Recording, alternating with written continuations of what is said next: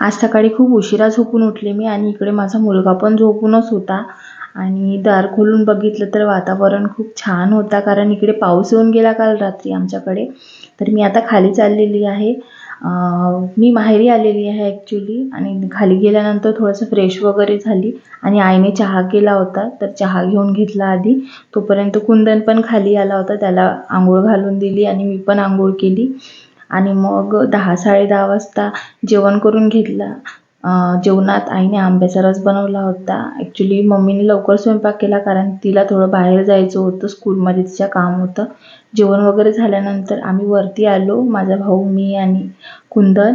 आणि येता येता आईने मग दुपारी आमच्यासाठी समोसे आणि वडे आणले होते, तर ते खाऊन घेतले आम्ही.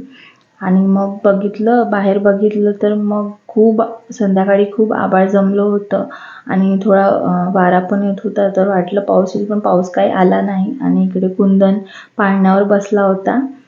तर मग खाली गेल्यानंतर बघितलं तर आईने आज मस्त चिकन करी बनवली होती. खरंच आईच्या हातची चिकन करी मला खूप आवडते. व्हिडिओ कसा वाटला ते सांगा.